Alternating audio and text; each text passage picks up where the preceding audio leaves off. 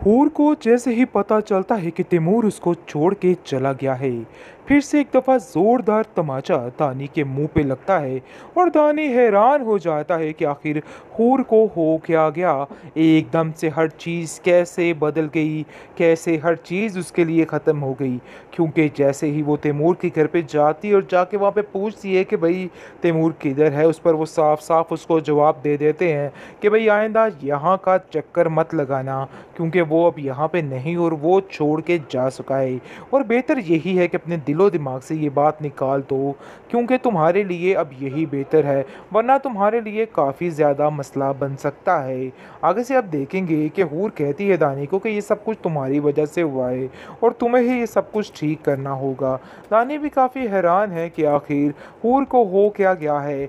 बार बार पुरानी बातों को घसीट के उसको थप्पड़ पे थप्पड़ मारी जा रही है। फिर आप देखेंगे कि हूर जो है वो बहुत ही उसकी टेंशन ले लेती है और वहीं पे गिर के बेहोश हो जाती है। ये सारी बात जो है पहुंच जाती है इन लोगों की तरफ, यानी कि तैमूर की माँ के उसकी माँ जाती है हूर की और कहती है कि आप लोगों की वजह से आज हूर की ये हालत है। मैं आप लोगों को कभी भी इस चीज़ के लिए माफ़ नहीं कर सकती हूँ। जिस पर वो कहती है कि ये सारा कुछ उसका अपना किया धरा है, हम पर कोई भी बात लाने की ज़रूरत नहीं है और ये बात तुम अपने जहन में अच्छे तरीके से बिठा के रख लेना। लेकिन जी आप देखेंगे कि तैमूर काफ़ी ज़्यादा खुद परेशान है और वो नहीं समझ पा रहा कि उसने ये सब कुछ सही किया है या गलत किया है। लेकिन फिर भी एक उदासी उसके ऊपर छाई हुई है कि आखिर दाने की वजह से हूर को इतनी बड़ी सज़ा देनी चाहिए भी कि नहीं देनी चाहिए। लेकिन हूर को अपनी गलती का एहसास हो चुका था, इसलिए उसकी माफ़ी तो बनती थी। लेकिन ये बहुत ही गलत हो चुका है और बहुत गलत मामला हो चुका है। यहाँ पर हूर को माफ़ कर देना चाहिए था, क्योंकि हूर वाकई बहुत परेशान है और बहुत शर्मिंदा है इस मामले पे।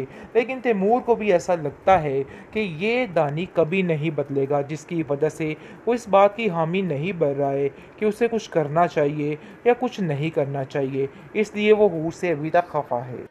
मुझे नहीं पता था कि सारे ख्वाब पूरे नहीं होते हैं, बल्कि इंसान को बहुत ठोकरें खानी पड़ती हैं और कभी कभी वो चीज़ जो आपको बेइंतहा पसंद होती है वही आपको छोड़ के चली जाती है। रानी काफ़ी उदास है। और उसको यकीन दिलाती है कि अगर तुम्हारी मोहब्बत सच्ची होगी तो कभी भी वो लड़की तुम्हें नहीं छोड़ेगी। तुम्हारे इस चेहरे को देख के अगर उसने प्यार किया है तो वो ऐसा कभी नहीं करेगी। तुम परेशान मत हो, मुझे यकीन है कि सब ठीक हो जाएगा। हूर की माँ ये सारी बातें सुन लेती है और कहती है कि बेटा, तुम्हें परेशान होने की ज़रूरत नहीं है। देख लेना, तुम्हारा सारा ये मामला ठीक हो जाएगा और बहुत जल्द हर चीज़ क्लियर हो जाएगी। लेकिन जी आप देखेंगे कि वो अपनी माँ से कहता है, मुझे झूठी तसल्ली मत दें, ऐसा कुछ नहीं होने वाला है। मैं जानता हूँ कि ये जो दाग मेरे चेहरे पे आन पड़ा है ये कभी नहीं जाएगा और इसके साथ मुझे वो कभी कबूल नहीं करेंगे। लेकिन जी आप देखेंगे कि हूर की माँ काफ़ी परेशान हो चुकी है और जान चुकी है कि ना उसको अपने बेटे की तरफ से सुकून और ना ही अपनी बेटी की तरफ से सुकून। दोनों तरफ से सिसकियाँ और रोना देख देख के वो काफ़ी परेशान है कि आखिर उसको क्या करना चाहिए। लेकिन क्या करे आखिर वो खुद नहीं समझ पा रही कि उसको अब क्या करना है और क्या नहीं करना। इस टेंशन ने उसको बहुत ज़्यादा परेशान कर रखा है और सोच में मुब्तला कर दिया है कि कैसे ये सब कुछ ठीक होगा, ये सारा माजरा किस तरीके से अपने टाइम पे आएगा।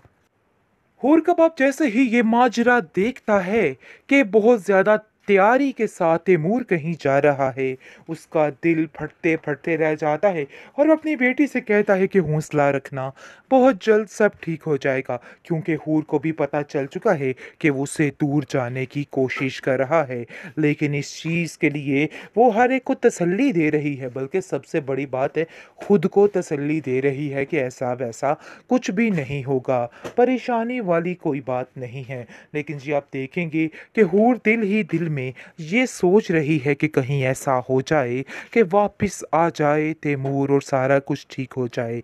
लेकिन फ़िलहाल दानी उसके लिए काफ़ी परेशान है और कहता है कि मुझे समझ नहीं आ रही कि मैं तुम्हारे लिए आखिर क्या करूं। सारी ज़िंदगी तुमने मेरा साथ दिया और मेरा साथ देने की तुम्हें इतनी गहरी सज़ा मिली है कि तुम्हें मैं क्या बताऊं।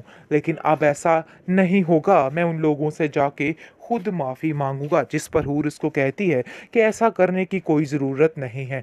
वो लोग बहुत संगदिल हैं और कभी तुम्हारी नहीं सुनेंगे, बल्कि तुम्हारी किसी बात का यकीन नहीं करेंगे। उनको ऐसा ही लगेगा कि तुम अभी भी झूठ बोल रहे हो। लेकिन जी आप देखेंगे कि बहुत ज़्यादा परेशान हो चुकी है हूर की माँ, क्योंकि वो सोच सोच कर हलकान हो रही है कि आखिर तैमूर उसके साथ ऐसा कैसे कर सकता है। लेकिन कहीं ना कहीं उसे इस चीज़ का एहसास हो चुका है कि उनकी ही गलती थी जिसकी वजह से ये सब कुछ हुआ है। ये परेशानी कोई मामूली बात नहीं है, बल्कि कुछ ना कुछ तो ऐसा है जिसकी बदौलत हर चीज़ खराब हो रही है। दानी अपनी बहन को काफ़ी तसल्ली दे रहा है और कहता है कि नहीं तुम परेशान मत हो, मुझे उन लोगों के पाँव भी पड़ने पड़ गए तो टेंशन मत लो, तो मैं ये सब कुछ ठीक कर ही दूंगा। बहरहाल जी अब देखेंगे कि दानी जैसे ही अपनी हालत देखता है तो चीखो पुकार करना शुरू कर देता है, क्योंकि उसके सारे ख्वाब दरे के दरे रह गए हैं।